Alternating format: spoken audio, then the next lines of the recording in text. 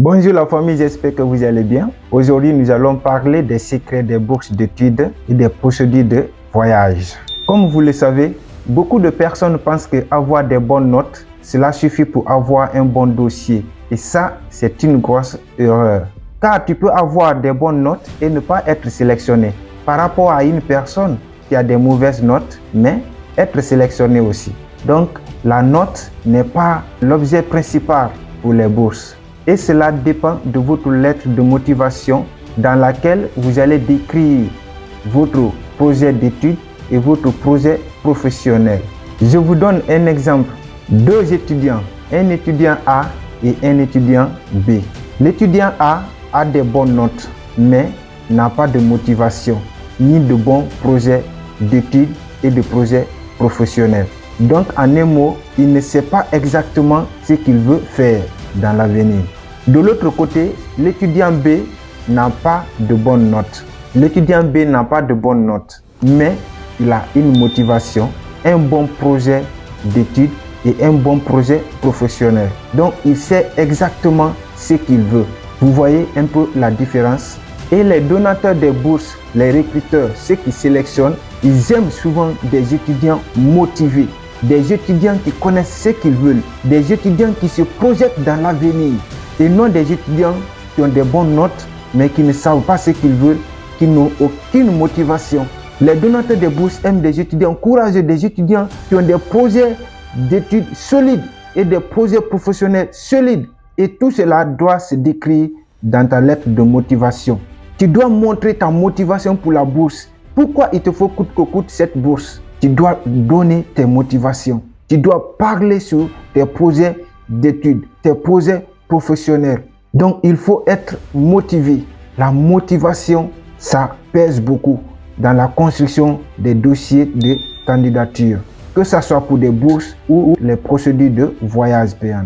Alors, ne blaguez pas avec cette étape. Retenez que je ne suis pas en train de dire que les bonnes notes n'ont pas d'importance. Non. Mais je suis en train de te dire que la lettre de motivation, ton projet d'études, ton projet professionnel sont plus importants que la note. C'est plus important que la note parce que, comme c'est ce que je viens de dire, comme l'exemple que j'ai pris au début, tu peux avoir des 14, des 15, des 17, des 16. Mais si tu ne sais pas exactement ce que tu veux faire, si tu n'as pas de projet d'études, si tu n'as pas de projet professionnel, si tu n'as aucune motivation, si tu ne peux pas démontrer réellement, expliquer aux gens pour leur montrer que tu maîtrises ton projet d'études et ton projet professionnel, ça n'aura aucun sens. Ça n'aura aucun sens. Par rapport à un étudiant qui a juste 10, 11 de moyenne, 12 de moyenne, il sait exactement ce qu'il veut. Il a un projet d'études lourd, un projet professionnel lourd. Il a des motivations et il maîtrise son sujet, il maîtrise son dossier. Face à ce genre de situation, même si l'étudiant a des mauvaises notes, il sera retenu parce qu'au moins lui, il sait ce qu'il veut.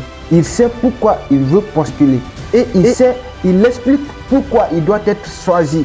La famille, la motivation, le projet d'études, le projet professionnel, ça pèse beaucoup dans la construction des dossiers. Que ce soit pour les bourses ou les procédures de voyage payantes ou quoi. Votre lettre de motivation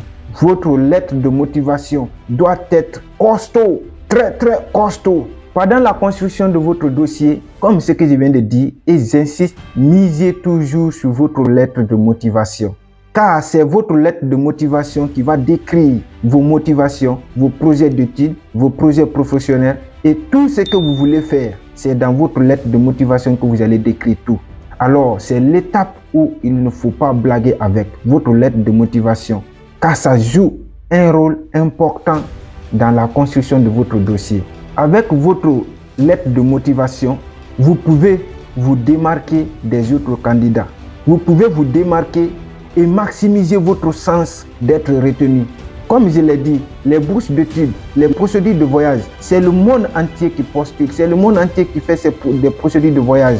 Et on a toujours besoin de prendre des meilleurs. Dans la lettre de motivation, c'est là où tu as le droit de t'exprimer. C'est là où tu dois t'exprimer. Et c'est là où tu dois démontrer. Et c'est là où tu dois te démarquer. C'est là où tu dois leur montrer pourquoi tu dois être choisi par rapport aux autres. C'est là que tu dois montrer ce qui te rend différent aux autres. La lettre de motivation, les gars, ne blaguez pas avec ça. Notez bien, dans le cadre des procédures de voyage ou d'une bourse, que ça soit gratuite ou partielle, la lettre de motivation, le projet d'études, le projet professionnel a 60%, je dis bien 60% de sens. Car une personne qui a une bonne lettre de motivation, un bon projet d'études et un bon projet professionnel, et surtout s'il maîtrise très bien son dossier, il a déjà 60% de chance d'être sélectionné. Je dis bien 60% de chance d'être sélectionné. Les 40% là maintenant vont être dans l'ensemble des dossiers, tels que les notes, la qualité de ton dossier, de ton cursus, tout ceci. Mais les 60%, ça va revenir au niveau de la lettre de motivation. Il faut que les gens là arrivent à comprendre quelle est ta motivation.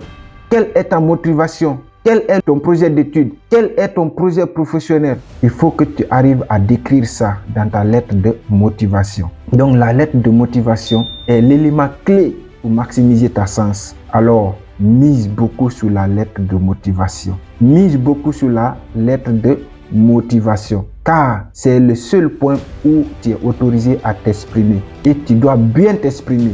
Il ne s'agit pas de faire des lettres de motivation, 3 pages, 2 pages, 4 pages, 5 pages. Non, c'est pas ça. Va droit au but. Mais l'essentiel. Il ne faut pas te mettre à détailler ton parcours ou ton CV dans ta lettre de motivation. Ça ne sert à rien. Il faut passer à l'essentiel. Il faut parler de ta situation actuelle. Il faut parler de ton projet d'études. Il faut parler de ton projet professionnel. Il faut parler de ta motivation pour la bourse. La famille, tout se joue au niveau de la lettre de motivation. Et j'ajoute aussi, tout se joue sur la lettre de motivation. Et j'ajoute la langue. La famille, apprenez l'anglais. Vous voulez aller étudier en Chine, il faut parler anglais. Vous voulez aller étudier en Russie, il faut parler l'anglais. Vous voulez aller étudier au Canada, il faut parler l'anglais. Aux États-Unis, il faut parler l'anglais. Au Royaume-Uni, il faut parler l'anglais. L'anglais, si tu as le certificat d'anglais, le certificat international reconnu tel que TOEFL, et il y en a d'autres, quand tu as ça, quand tu as le certificat TOEFL, ça te donne encore plus de points. Car beaucoup de personnes postulent à des bourses, mais ils n'ont pas de certificat de langue. Mais si toi, tu as un projet d'études, un projet professionnel, tu as des motivations et tu fais une très bonne lettre de motivation, plus un certificat de langue étrangère, de préférence l'anglais, mon frère, c'est que tu as 80% d'être sélectionné par rapport à ceux qui n'ont pas un bon projet, qui n'ont pas fait une bonne lettre de motivation, qui n'ont pas un certificat de langue étrangère. Même s'ils ont des 18, ils ont des 16, ils ont des 17, même s'ils ont des bonnes notes et que toi tu as une mauvaise note, mais si tu as une très bonne lettre de motivation, un certificat de langue étrangère, de préférence l'anglais, tu as plus de chance d'être sélectionné par rapport à eux. Alors la famille, levez-vous et commencez maintenant à bien vous préparer. Car il y a une bourse qui vient. Cette bourse, c'est la bourse de la Turquie. Ce n'est pas encore lancé. La bourse de la Turquie, c'est l'une des bourses prestigieuses du monde.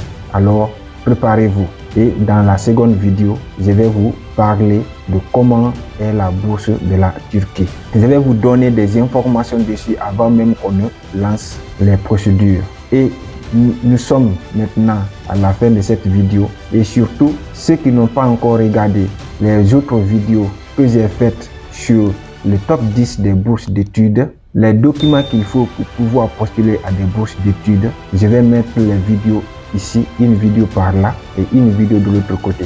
Donc vous allez partir les visionner. Vous allez, dans une vidéo, je parle des documents qu'il vous faut et dans l'autre vidéo, je présente les top 10 des bourses d'études gratuites et actuellement en cours. Donc vous pouvez aussi postuler à ces bourses-là. J'espère que vous avez compris. Et surtout, n'oubliez pas, maximisez toujours sur votre lettre de motivation. Maximisez toujours sur votre lettre de motivation. Tu peux avoir des bonnes notes et ne pas être sélectionné. Par rapport à une personne qui a des mauvaises notes, mais avec une bonne lettre de motivation, il peut être sélectionné. Donc, retenez ça. N'oubliez pas d'aller visionner les vidéos et On se retrouve dans la prochaine vidéo. Allez, ciao!